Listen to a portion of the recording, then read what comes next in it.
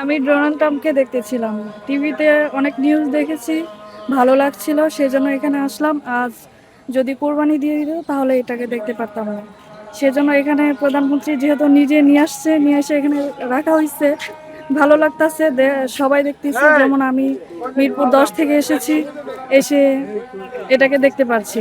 তার সব থেকে ভালো লাগছে চুলগুলো, চুলগুলো অনেক সুন্দর, আর গায়ের রংটা অনেক ভালো লাগছে। সেজন্য এখানে আসা আর দেখা। যেহেতু প্রধানমন্ত্রী নিয়ে আসেন, তো স্বরাষ্ট্রমন্ত্রী তার হস্তে করে নিয়ে আসা হয়েছে।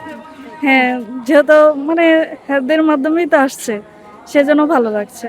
যদি কুরবানি দিয়ে দিত তাহলে কি করতেন? তাহলে তো আর দেখা হতো না। যেমন আমি দেখতে পারতাছি, তেমন অন্য অন্য মানুষও দেখতে পারতো না। আর কি কি ভালো লাগলো এটা দেখার? সব থেকে ভালো লাগছে তো তার চুল, তারপরে তার মানে এমনি ফেসটাও ভালো লাগছে, মানে তার গায়ের রংটাও ভালো, সবকিছুই ভালো লাগছে।